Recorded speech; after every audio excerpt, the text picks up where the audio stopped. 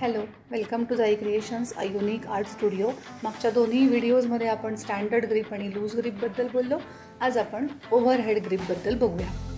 Welcome to the series of basic drawings pencil holding technique tip number 3, overhead grip. आता ही overhead grip असते काय नेमकी? तर एखादी काठी धरतो ना, तशी पेन्सिलला धरलंय.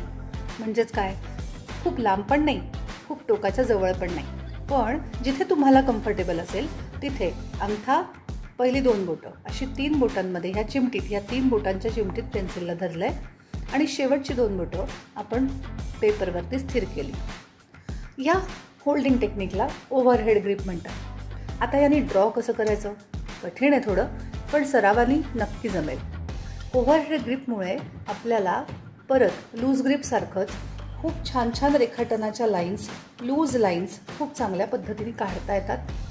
ढगांचे आकार काढायचे आहेत, पाणी काढायचं आहे, पाण्याच्या लहरी काढायच्या आहेत किंवा झाडं काढायची आहेत. या पद्धतीने आपल्याला स्केचिंग करायचं आहे, स्क्रिबलिंग करायचं आहे. अशा पद्धतीने आपण अगदी छान काढू शकतो.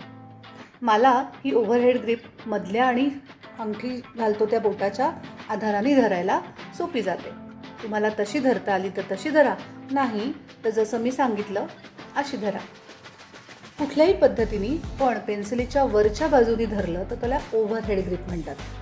आता या ग्रिपमुळे मोठमोठाली रेखाटनं सोपी होतात आणि रेखाटन हा चित्राचा सगळ्यात महत्त्वाचा पार्ट आहे. मोठमोठाली चित्र काढत असताना डायरेक्ट आपण फायनल स्टेजवर पोचत नाही किंवा डिटेल्सवरती जात नाही. त्यामुळे आपल्याला स्क्रॅचपासून, थोडं बेसिक लाईन्सपासून सुरुवात करायची असते, हो ना. म्हणून आपण त्याला ओव्हरहेड ग्रिपमध्ये किंवा लूज ग्रिप्समध्ये वापरतो. आता ओव्हरहेड ग्रिपचा एक फायदा असा की हे तर आहेच की आपल्याला रेखाटन चांगलं करता येतं, बट आपण प्रत्येकच वेळेला पेपरला प्लॅटफॉर्मवर, टेबलावर आपल्याला ठेवायची गरज पडत नाही. आपण उभं राहून समजा इझेलवरती असं स्टँडिंग पोझिशनमध्ये जर का आपल्या समोर सरळ जर का पेपर धरला असेल, कॅनव्हस धरला असेल, तर त्यावेळेला ओव्हरहेड ग्रिपचा खूप मोठा उपयोग होतो. कारण त्यावेळेला आपला हात हा आपल्या बोटांपासून, आपल्या मनगटापासून ते आपल्या खांद्यापर्यंत अख्खा मोकळा असतो. म्हणून ओव्हरहेड ग्रिपमध्ये रेखाटन सोपं जातं. मोठमोठाले चित्रकार या पद्धतीने रेखाटनाची सुरुवात करतात आणि त्यांना डिटेल्समध्ये काम करायला त्रास होत नाही. हा थोडासा कठीण भाग आहे, पण सरावानी ह्याच्यात प्रगती नक्कीच करू शकतो. तुम्हाला माझा व्हिडिओ कसा वाटला त्याला नक्की लाईक करा, माझ्या चॅनलला सबस्क्राईब करा.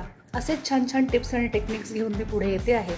माझ्या चॅनलवरचे सगळे व्हिडिओज पाहण्याकरता बेल आयकनला प्रेस करा आणि पुढे नक्की भेटूया. थँक्यू.